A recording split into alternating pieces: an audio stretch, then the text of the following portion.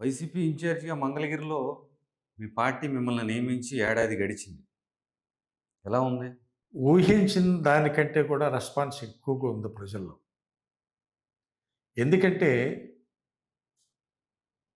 ఎన్నికల్లో వచ్చిన మెజార్టీకి 24లో ఎన్నికల్లో వచ్చిన వాళ్ళ మెజార్టీకి ఒక విధంగా జనమందరూ భయపడుతూ, సరే అది ఏ విధంగా వచ్చింది, ఎట్లా వచ్చింది అది గాడ్ అలోన్ నోస్. ఎందుకంటే నాకు మంగళగిరి చరిత్ర గత 40 ఏళ్ళ నుంచి తెలుసు. ఎప్పుడూ కూడా జనరల్గా కాంగ్రెస్ చాలాసార్లు గెలిచింది. 5,000, 6,000 లేదనుకుంటే మ్యాక్సిమం 12,000 తప్పిస్తే ఎప్పుడు మెజార్టీ రాదు. అలాంటి కాన్స్టిట్యున్సీ 90,000 ప్లస్ ఇంకోటి ఏంటి, రాష్ట్రంలో మొట్టమొదటగా ఈ ప్రభుత్వం ఫామ్ అయిన తర్వాత మా కార్యకర్తని ఒకళ్ళని దుర్మార్గంగా హింసించడం జరిగింది. సోషల్ మీడియా యాక్టివిస్ట్ పాలేటి కృష్ణమేణి ఒక అమ్మాయి ఉండేది, వడ్లపూడి. వాళ్ళ భర్తను నేకెడ్ చేసి ఒక ఫ్లెక్సీ లోకేష్ ఫ్లెక్సీ ముందు పెట్టి నమస్కారం పెట్టిస్తూ తప్పైపోయిందని ఈ విధంగా చెప్పించిన ఒక వీడియో ఒకటి ఆ రోజుల్లో పెద్ద వైరల్ అయింది. ఇది వాళ్ళ పార్టీ పవర్లోకి రాగానే ఫస్ట్ అటెంప్ట్ ఏపీలో మన మంగళగిరి కాన్స్టిట్యున్సీ మా కార్యకర్త మీద జరిగింది. దానికి మేము చాలా మా వంతుగా మేము విశేషంగా కృషి చేశాం.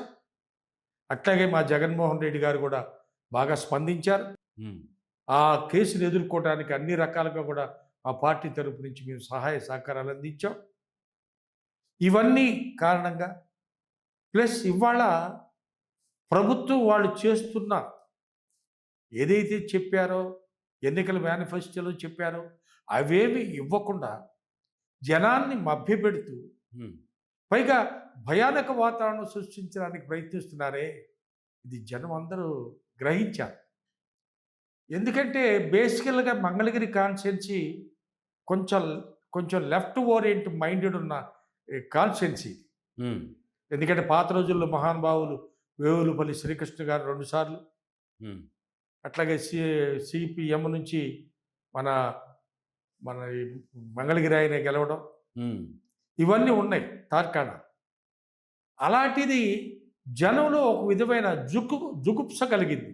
ఏమిటిది, మనం ప్రజాస్వామ్యంలో ఉన్నామా లేదా ఏ యుగంలో ఉన్నాం మనం ఇవాళ అనేది ఒక ఆలోచన బయలుదేరింది. దానికి తోడుగా ఈ ప్రైవేటీకరణ అనేది వైద్యం మీద, విద్య మీద ఈ 2 ప్రైవేటీకరించడం అనేది చాలా దుర్మార్గమైన చర్య అని చెప్పి మా పార్టీ ఇచ్చిన పిలుపుని మేము వాడవాడలా తీసుకెళ్ళాం, సందు సందుకు తీసుకెళ్ళాం. దానికి నిదర్శనమే మొన్న మేము ఈ ర్యాలీ నిర్వహించిన సందర్భంలో బ్రహ్మాండమైన రెస్పాన్స్ వచ్చింది మంగళగిరిలో constituency. So we are doing well, బాగుంది. అసలు మీరు రాజకీయాల మీద ఎందుకు ఆసక్తి కలిగింది? మీరు వైసీపీలో చాలా సుదీర్ఘకాలంగా ఉన్నారు. మీకు రాజకీయాల మీద ఎలా ఆసక్తి కలిగింది? మీరు రాజకీయాల్లోకి ఎప్పుడు వచ్చారు? మేము బేసికల్గా మేము కాంట్రాక్టర్లో, మా అన్నయ్య గారు స్వర్గీయ అంజిరెడ్డి గారు, నేను మా తమ్ముడు మేమందరం కూడా కాంట్రాక్ట్ లైన్లో ఉండేవాడు. తాడేపల్లిలో కమ్యూనిస్టులు ప్రభావం ఎక్కువగా ఉండేది. 80s ముందు బాగా ఉండేది. సరే కమ్యూనిస్టు ప్రభావం ఉన్న ఒక వంతు అయితే ఈ హత్యా రాజకీయాలు అనేవి బాగుండేవి. ఒకసారి సిపిఐ అతను చనిపోతే ఇంకోసారి సిపిఎం మాత్రం చనిపోవాలి. ఈ గొడవల నుంచి రైతువారీ కుటుంబాలైన తాడేపల్లిలో 82 ప్రాంతంలో మేము శ్రీశైలంలో వర్క్ చేస్తూ ఉన్నప్పుడు మా అన్నయ్య గారి దగ్గరికి స్థానిక రైతు వర్గం అంతా వచ్చి, మీరు పాలిటిక్స్లోకి రావాలి, సర్పంచ్ ఎన్నికలు జరగబోతున్నాయి, మీరు వచ్చి కాంటెస్ట్ చేయాలనేది రైతు వారి కుటుంబాలను వచ్చి అడగడం, మా అన్నయ్య గారు కూడా దానికి సుముఖంగా ఉండడం. అప్పుడు రాజకీయంగా అన్నయ్య గారు ఎంటర్ అయ్యారు. సర్పంచ్ ఎన్నికల్లో గెలిచారు తాడేపల్లికి. హ్మ్. అట్లాగే అప్పుడు లాస్ట్ సమితులు ఉన్నాయి. హ్మ్. సమితులు, పంచాయతీ సమితులు. ఆ సమితిలో మంగళగిరి సమితికి వైస్ ప్రెసిడెంట్‌గా ఎన్నుకోబడ్డాడు మా అన్నయ్య గారు. హ్మ్. అక్కడి నుంచి మా ఫ్యామిలీకి రాజకీయ ప్రస్థానం ప్రారంభమైంది. హ్మ్.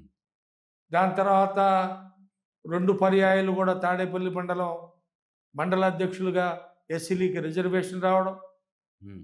ఆ 2 పర్యాయాలు కూడా అన్నయ్య గారు వెనక నుండి నడిపించి వాళ్ళిద్దరిని కూడా ధర్మజ్ఞానిని, అట్లాగే చింతయ్య అనే అతన్ని వాళ్ళిద్దరిని కూడా మండల ప్రెసిడెంట్‌లుగా చేయటం. కాంగ్రెస్ పార్టీ నుంచి. కాంగ్రెస్ పార్టీ నుంచేనండి. హ్మ్. Basically we are Congress party. Hmm. అప్పుడు ఆ సందర్భంలో 2001కొచ్చేప్పటికి అది ఓసీకి రావడం. ఓసీకొస్తే అన్నయ్య గారు కాంటెస్ట్ చేయటం. హ్మ్. ఆయనకి అప్పటికే హెల్త్ కొంచెం దెబ్బతినడం. కాంటెస్ట్ చేసి ఆయన గెలుపొందే టైంలో మరి ఆయన ఏం ఆలోచించారో తెలీదు. నన్ను కూడా "నువ్వు కూడా వచ్చి తాడేపల్లిలో ఒక సెగ్మెంట్‌లో నువ్వు కూడా ఎన్నికల్లో నిలబడాలని" నన్ను అడగడం. హ్మ్.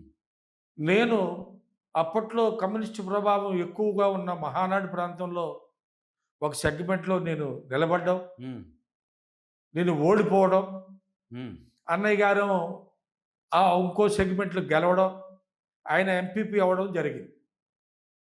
జరిగిన కొన్ని నెలలకే ఆయన కాలం చెందటం జరిగింది. హ్మ్. అప్పుడు ఆ క్రమంలో కాంగ్రెస్ పార్టీలో ఉన్న పెద్దలందరూ మళ్ళా "నువ్వు రావాలి. అన్నయ్య గారి ప్లేస్‌లో మీరు ఉండాల్సిందే" అని చెప్పి హ్మ్. నన్ను బలవంతం చేసి చనిపోయిన బసవపున్నయ్య గారు వీళ్ళందరూ కూడా అప్పుడు నేను అన్నయ్య గారి సెగ్మెంట్‌లోనే యునానిమస్‌గా నేను గెలుపొంది, హ్మ్.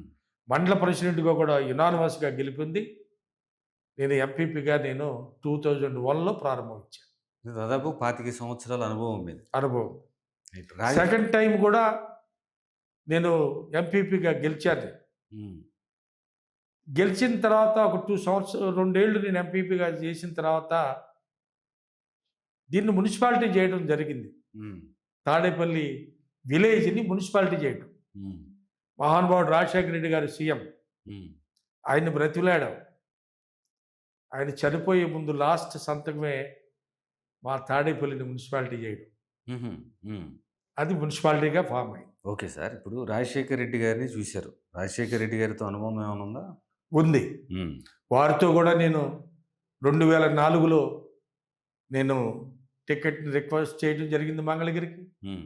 9లో కూడా రిక్వెస్ట్ చేశాను. హ్మ్. అప్పుడు ఏదో చీరాల్లో అక్కడ గనక వివరణ పెడితే ఇక్కడ మనకు ప్లేస్‌మెంట్ ఇస్తానన్నారాయన. హ్మ్. ఆ ఈక్వేషన్స్‌లో కుదరలేదు. హ్మ్. అట్లా జరిగింది.